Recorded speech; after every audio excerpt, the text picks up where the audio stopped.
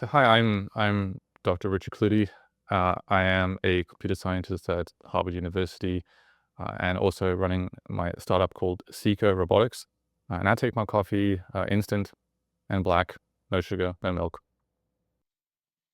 Welcome back to a very, very special MLOps community podcast. This one is right out of left field today. We hit the e-brake and skid on by. 2025 is coming at me hot. We're talking about UAPs and how Richard is using AI to try and identify random things in the sky. We also talk about his startup Seeker and how he is observing things in the sea and his work with the Minor Planet Center on the observatory and using AI and ML to sift through the mountains of data that they are getting at the Vera Rubin Observatory. That was the name of it. So if you like this, you're interested in what Richard is doing, I highly encourage you to check out the Galileo Project that we mentioned a few times, or check out what he's doing with Seeker Robotics. Let's get into this episode and let me know what y'all think of this because my mind was blown.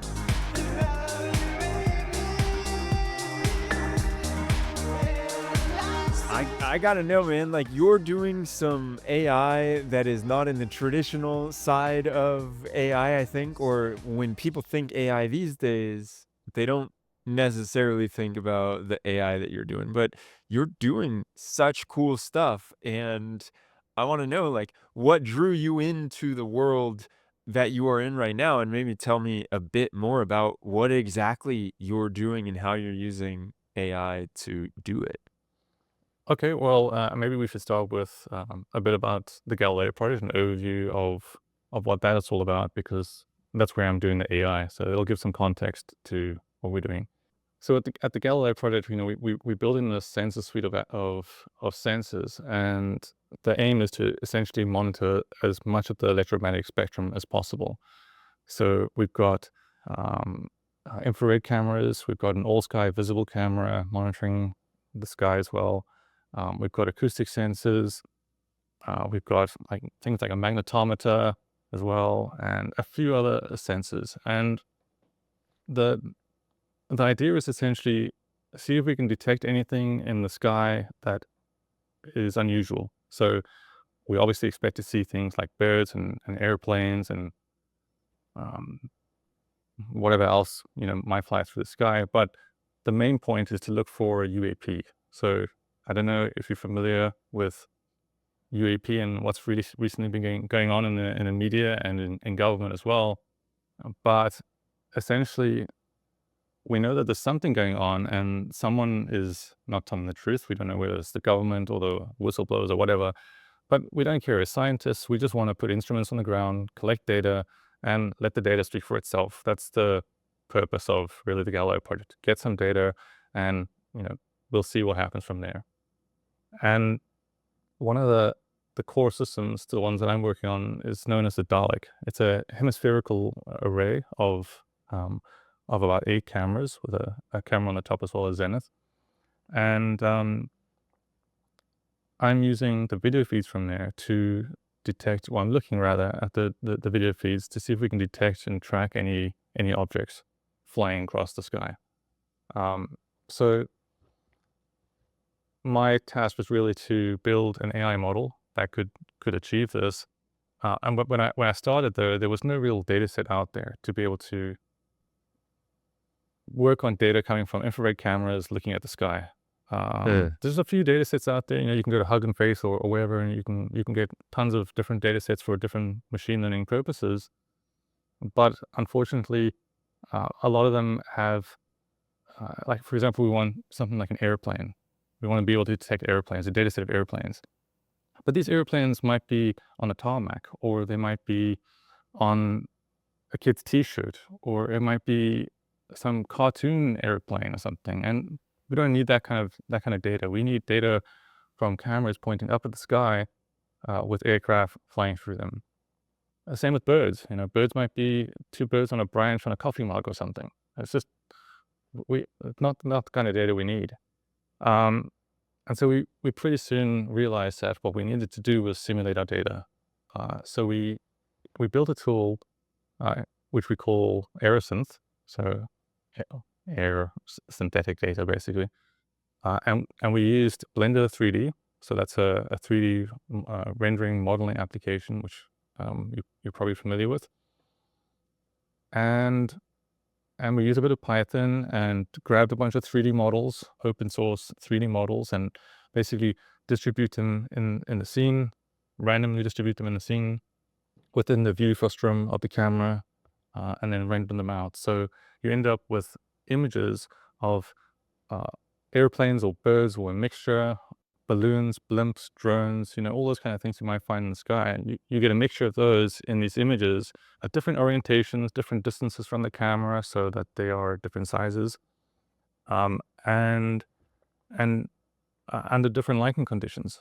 So we have lots of really good data sets that we then use to train YOLO V8 models. Well, YOLO V5 models in the previous paper, in the previous round, but now we moved on to YOLO V8 and YOLO V11, which has just come out as well. And so we've trained several different flavors of the models on these data sets, and then we use a bunch of different tracking algorithms as well. So we use things like just a regular sort algorithm, which is simple online real-time tracking, byte sort, and I think YOLO comes with a few as well, so we've tried a few of those. And essentially what we're doing is we're detecting objects in the video feeds and then tracking them. So we're extracting their trajectories. And then we're also working on algorithms to be able to look at these different trajectories, because that's what's really interesting. I mean, you might have an object, but it might just be a little white dot, you know, it might be far away. We don't yet have distance, so we're working on triangulation. But the trajectories are what's really interesting, because that'll tell you whether something is uh, moving in a way that, you know, doesn't conform to typical known man-made or natural phenomena. And so the idea is that we get alerts generated every time the system identifies something unusual. But we're not at that point yet. We've got the detection and tracking algorithms pretty nailed.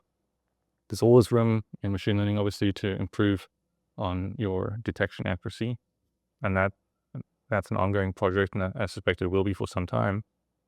But we are able to robustly extract out detections and tracks, which is really cool to see.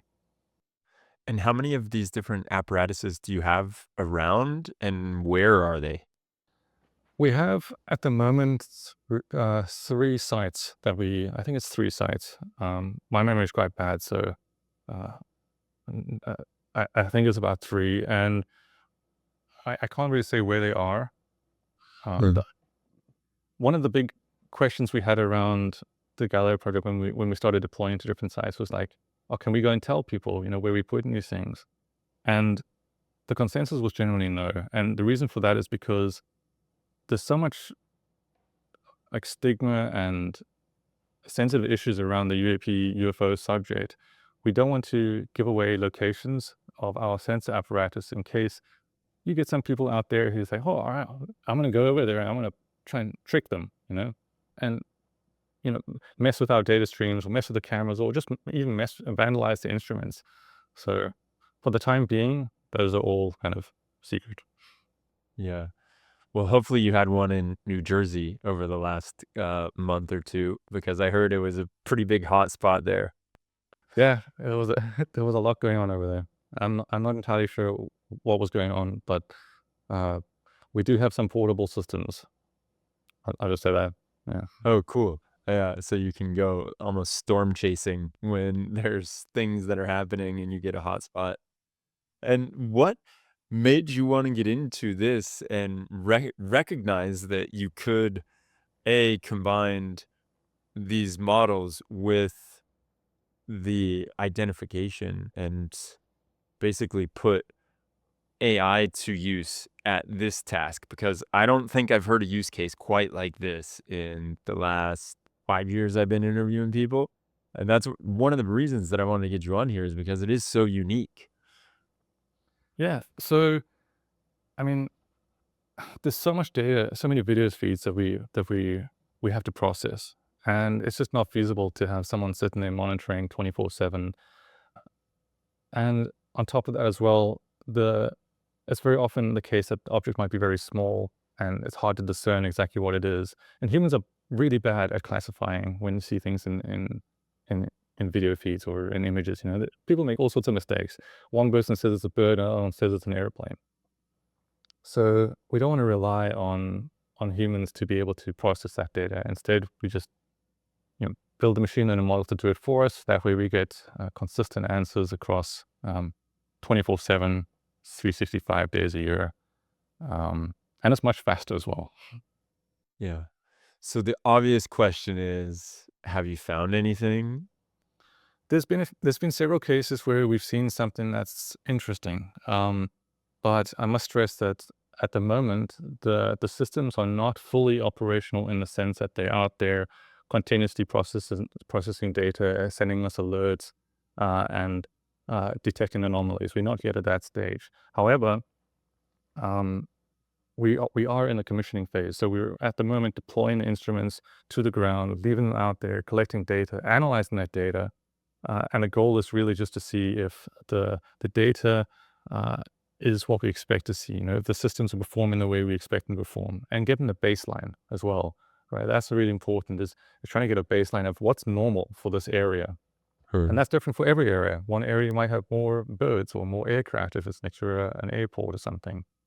Um, and so just through like manual review of the data and testing algorithms, yeah, we pulled out some things that look really interesting. And unfortunately, we haven't been able to explain. We can't say that they are a UAP, and we can't say that they are a bird or an airplane just because there's not enough data. And in a lot of these cases, we've only got like one video. So even though there's lots of cameras recording, it might be that at this particular time those cameras are down, or our acoustic system wasn't working, or uh, there was some other issue, and so we don't have the kind of data we need to make a proper verification, which is data from multiple different instruments all corroborating the exact same event at the same time. And a key component of all this that's missing, which is actively under development, is the ability to triangulate. Because if we can triangulate objects, we can get their distance, and then from there we can extract things like their speed, velocity, and so on and so forth. And that's that's something we're working really hard towards, and we've made some really good progress in it as well. Uh, but until we get that information, it's difficult to even say. We can't say how big the object is. So it could be something which is really far away and huge, or it could be something small and close. Um, but yeah, watch this space because there's definitely some interesting things coming out. We just need to have the right process in place to make some verifications before we can talk more about them. and it feels like you're doing a lot of stuff out there on the edge, devoid of communication with any cloud services. And so it's just gathering this data and then someone or somehow you're batch downloading it and then able to process it. Yeah, so everything is running at the edge, and we have a Starlink system set up there as well, but we Yeah. also have 5G. So we have the ability to egress data automatically, but not for like live video feeds and things Uh-huh. continuously. So instead, what we do is we store the data locally, and then someone will go there and collect the data for like the previous week or the previous 2 weeks or whatever. They'll bring it back to the Center for Astrophysics, and then they'll hook it up to our systems there, and then transfer that data to our cluster at Harvard, where we can then do the analysis. Mhm. How do you separate the wheat from the shaft where I'm sure you get a lot of really interesting types of folks that wanna come and do stuff here with, like, just saying aliens makes, I think, a certain type of person be really excited and another type of person be turned off. But you're doing it, it seems like, I mean, just talking to you for the last 20 minutes, you've got 2 feet on the ground. You don't look like a few of my friends growing up that wore alien shirts, and so how has it been being in almost like in the scientific community trying to do stuff in this field and staying on the straight and narrow, if we can call it that? Yeah, there's so much stigma around the UFO UAP subject. It's been going on for decades already. And if you see a news segment, you'll likely hear the X-Files music playing in the background or something like that. Yeah. There's just no need for this stuff. Um, so we're taking a completely scientific, pragmatic approach here. We're not trying to make any assumptions about what we might or might not find. Uh, we're just saying, let's get the instruments out there, put them on the ground, collect the data, and then we can talk about the data. We'll open source that data, and we can argue about what it might be or might not be. Let other scientists interpret that data. And so all my conversations that I've had with where would be with peers or whoever have been on the same line of thought, and uh, we've not really had any pushback against that. There's some people who, of course, have a little bit of a hmm, these guys are crazy mindset. But I mean, so what? If you don't look, you're not going to find anything. So let's get out there and have a look at least. At least so we can say we tried. And when it comes to bringing people onto the project, of course, we do interviews as well. So we sit down with a person and chat with them to just make sure that they're not on the other side. We there are the UFO community is a bit of a mixed bag, and we bring in generally we bring in technical people because that's where the real work is. And there's still a lot to do there. We're always short on people. It's a completely volunteer-based project, so we're always looking for additional help on that front. That's excellent. Okay, so that's UAP stuff, which I find absolutely fascinating, and I imagine it keeps you up at night and you love working on it, and that's why you're doing it. There's also other really cool things that you're doing that I want to get into. One being around like observatories and how you are seeing AI being used with telescopes and being used like with images from deep space and all of that. Can you go into some of that? I work very closely as well with the Minor Planet Center, and um, one of the big tasks that we're looking at now is there's going to be a new telescope coming online very soon called the Vera Rubin telescope, or the LST, and this telescope will collect a lot more data than previous generation telescopes. It'll see a lot more of the sky, and we'll see much further. So you can imagine going into your backyard at night with a flashlight, and you can only see so far.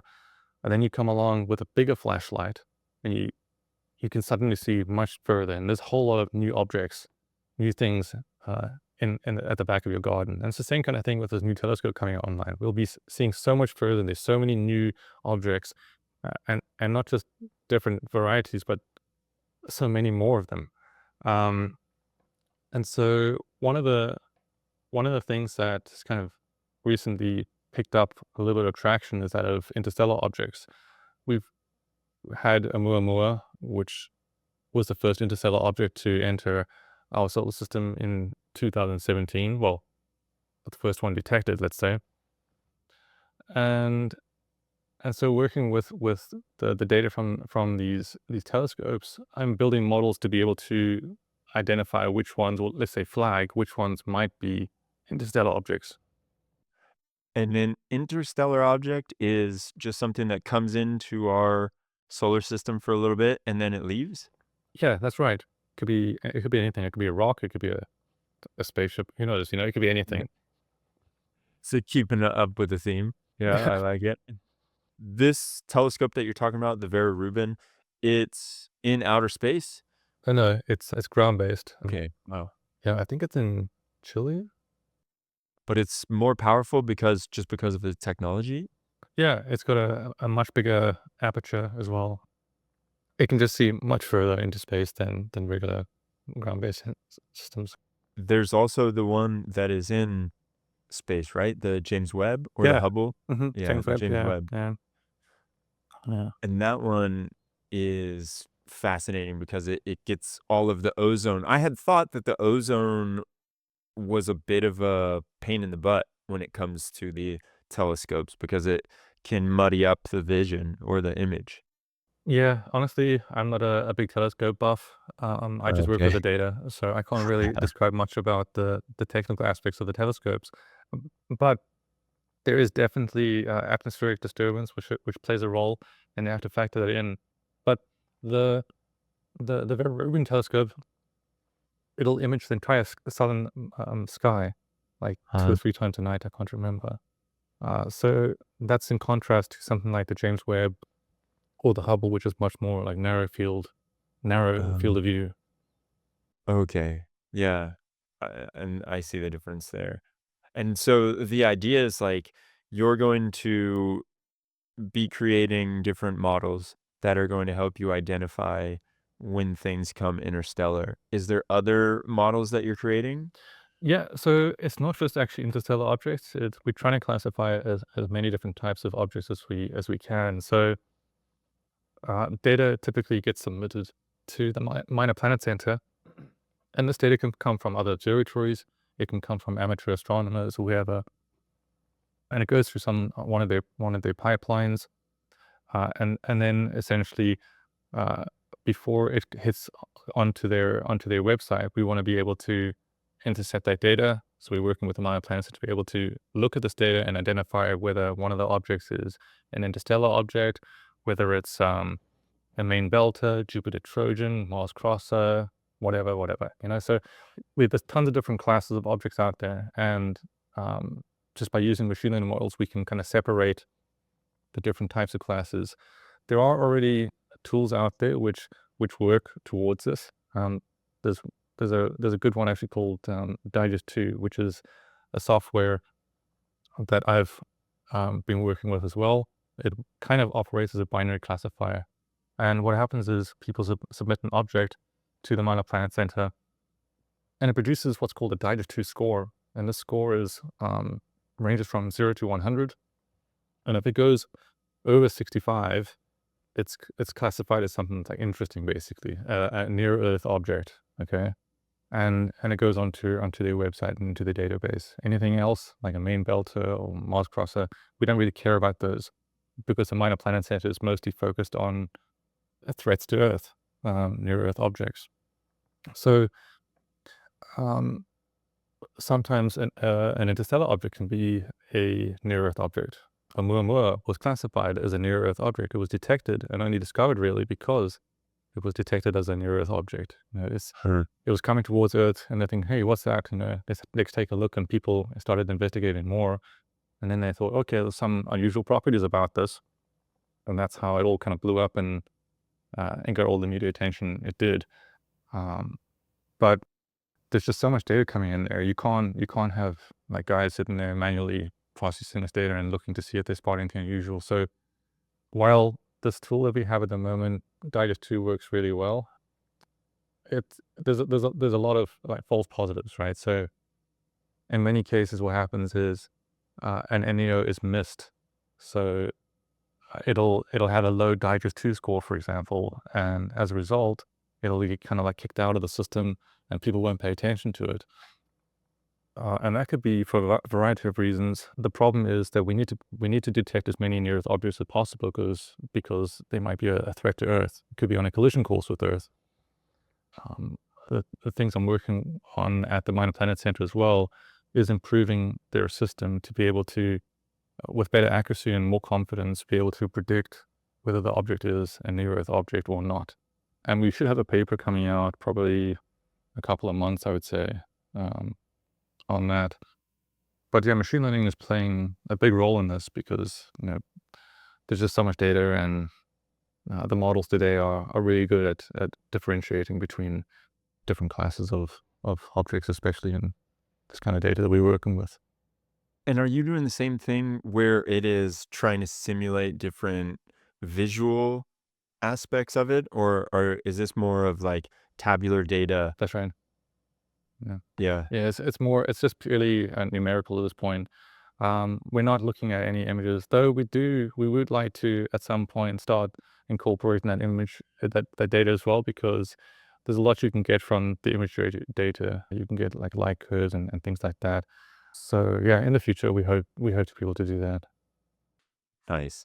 Well, I also want to talk about the ocean exploration stuff you're doing, and the Seeker, I think is what it's called, right? Yes. Robotics is super cool. So first of all, like, it makes complete sense to me why you would be very excited and interested in exploring the outer space, and then also wanting to explore the ocean because there is so little that we know about it.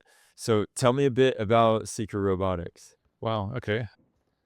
So Seeker Robotics is a company that I recently started. It's follows the same kind of idea as the Galileo Project, right? So in the Galileo Project, we're looking at the sky. We're trying to detect objects that are moving through the sky and track them and classify them.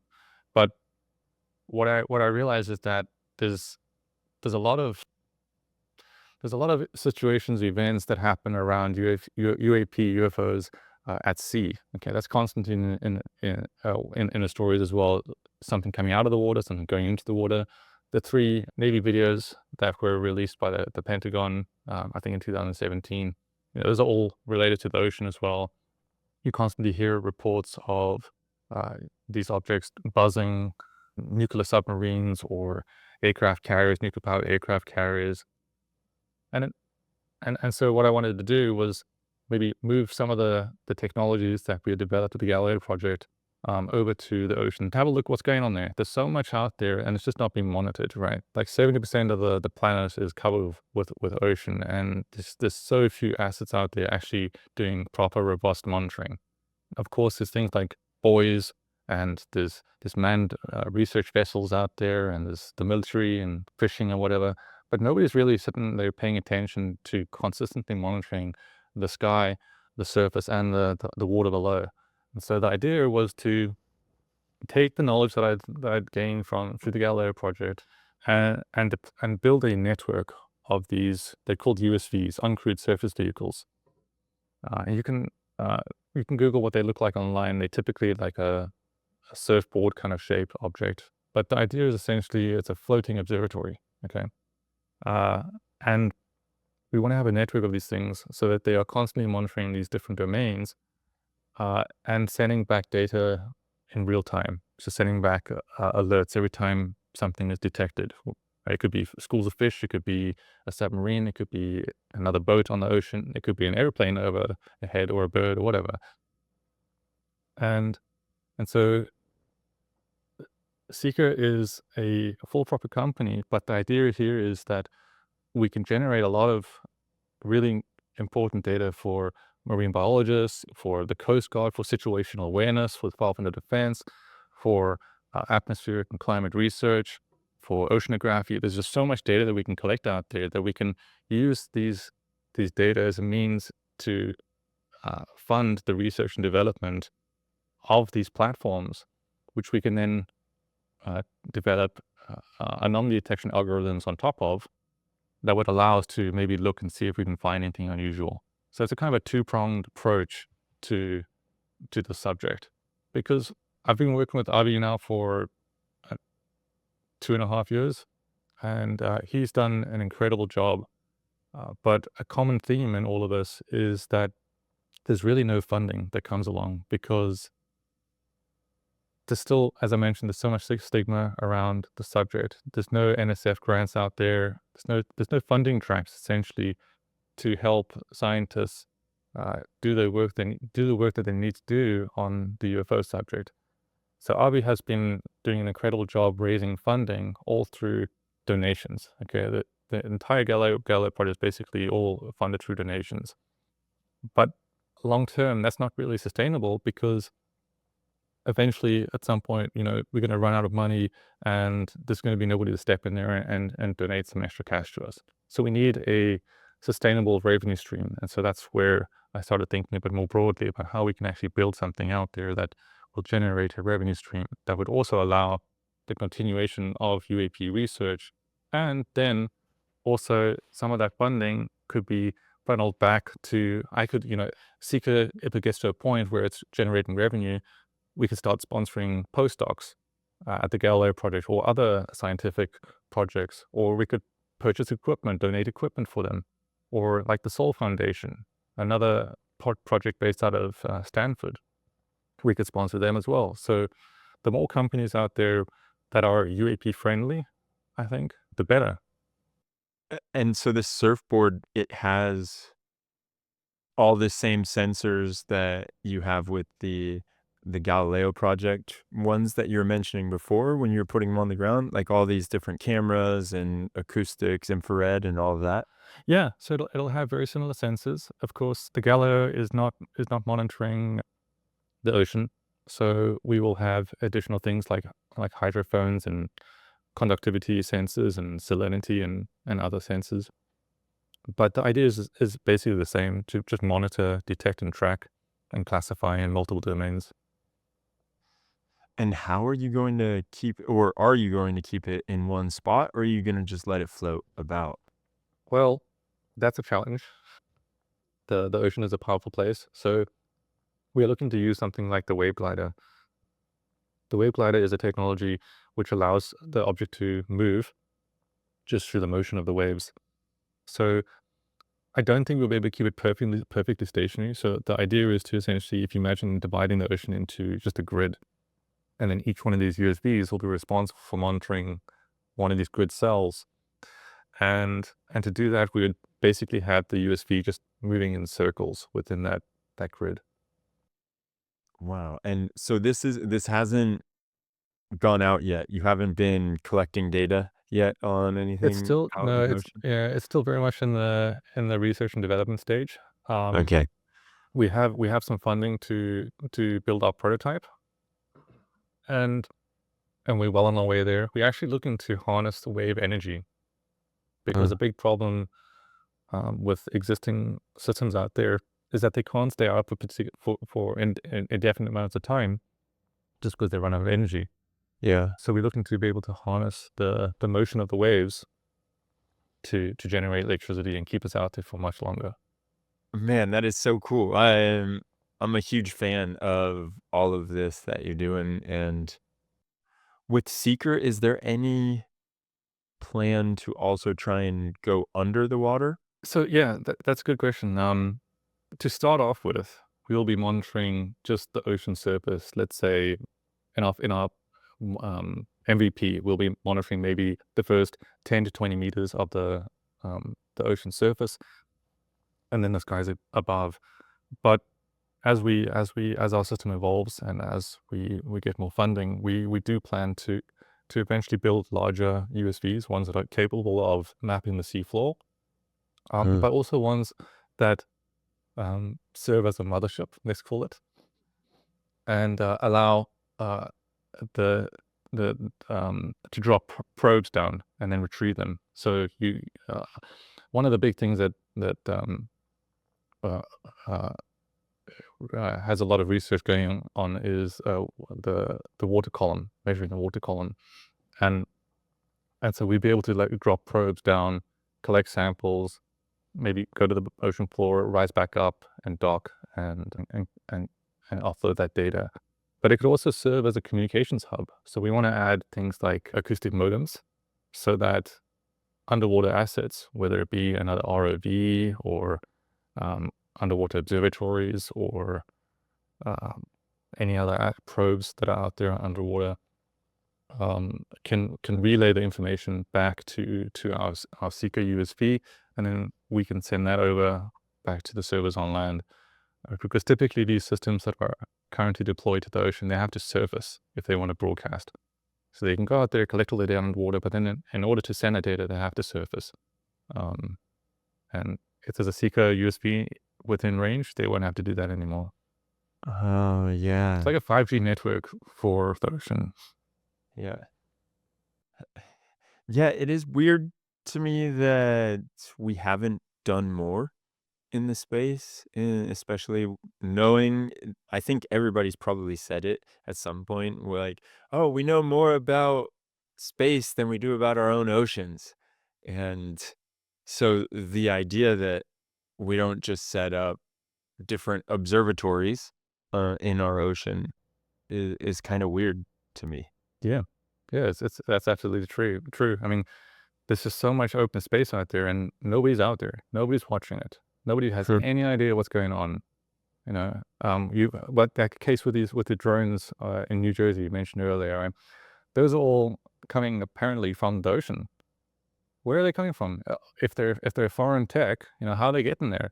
It means that there's not enough observation going on, not enough monitoring to be able to understand where these objects are coming from and where they're going when they go back into the water. There's also issues around the Coast Guard. They don't have a lot of USVs out there, so there's a lot of situational awareness gaps. Um, Sure.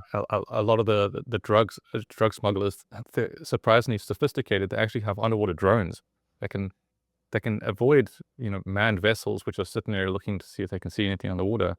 Sure. And these, for all intents and purposes, unmanned submarines are smuggling drugs, and we should be able to detect those. And the other piece that is fascinating is how the data that you collect, there's going to be demand for that data. I can imagine that, and it's not just gonna be for folks like yourself that are trying to find anomalies in what's going on, but also just, like, anyone who wants to try to figure out, "Oh, is X happening with the ocean or is Y?" There's gonna be so many questions that you now can add a little bit more color to. Mhm. Yeah, that's right. And, at the moment, the typical scenario is someone will come up with a research plan. "All right, I wanna measure the water temperature at such and such location." And they would go and they develop a proposal around there, they'd submit that, they'll get the money, but then they'd have to maybe either go and purchase the equipment and manually, deploy it and retrieve it and maintain it themselves, or they'd have to hire a company to go out and do it. There's a lot of cost and a lot of time overheads involved in all of that, and so what we're gonna offer is essentially a USV as a service. So these things will be out there on the ocean, and you say, "Oh, we need this data." Maybe the data is already available. You can just access through a subscription plan or purchase the data package from us. Or you could take control of a fleet of USVs and go and conduct a mission, plan it all from the comfort of your office or your home, and don't have to worry about the deployment, the retrieval, the maintenance, or any of that.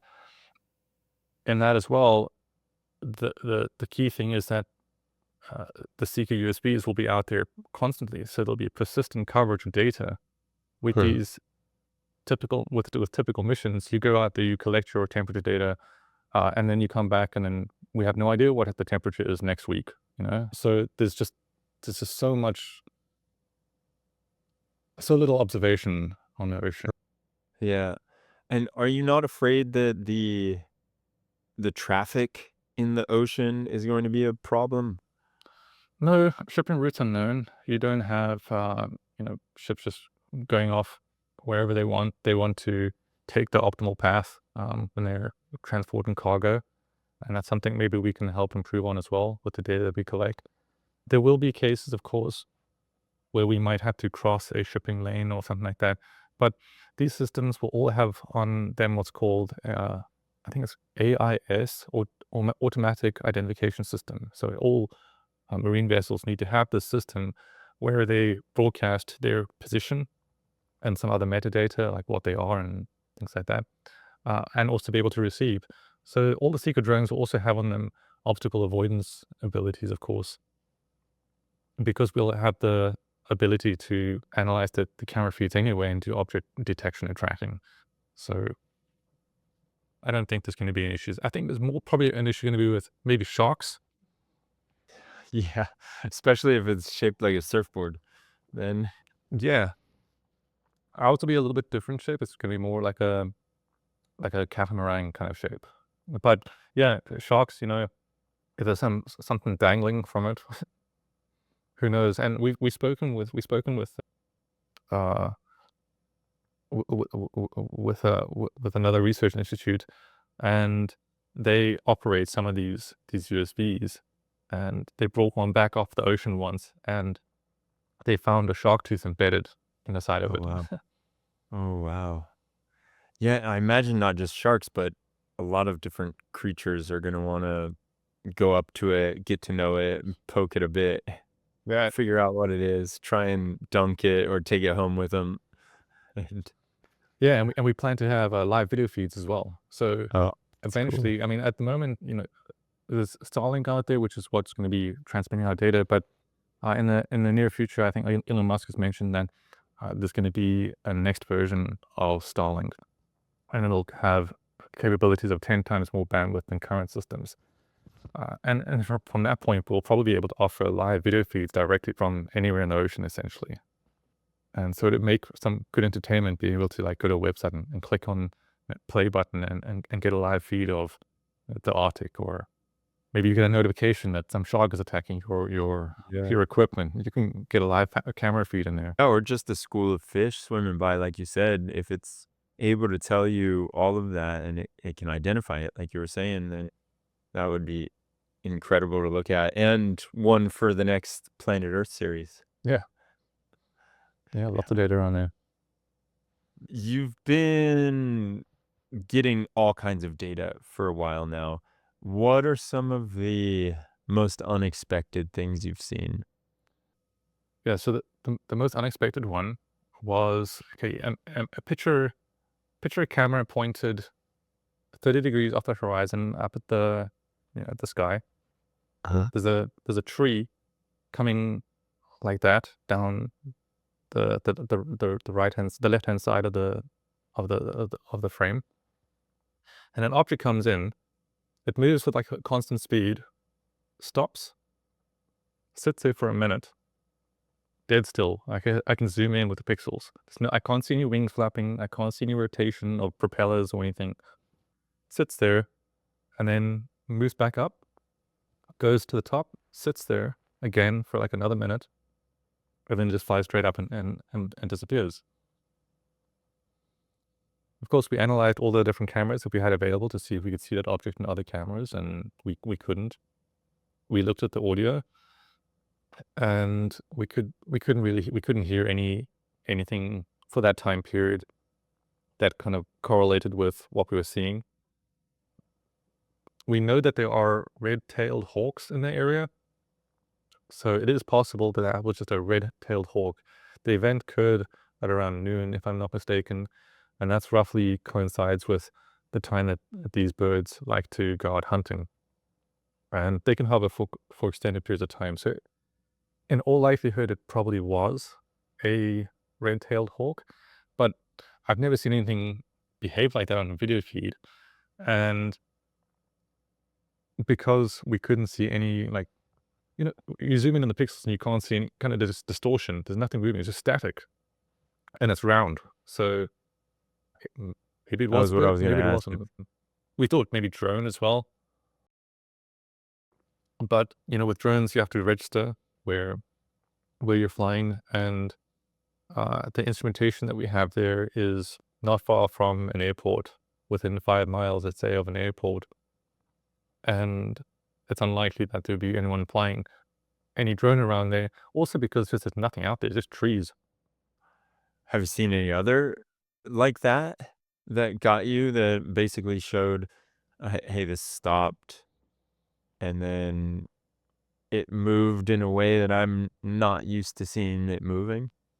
Yeah, there's a few that behave like this, but usually what happens is the objects are we don't see anything, like I haven't seen anything yet just, like, zipping off, or, um, or doing anything crazy, any kind of crazy maneuvers, but we do find things sitting, hovering, and then moving away, or sometimes, like, disappearing, and I'm not Oh, entirely what? sure what.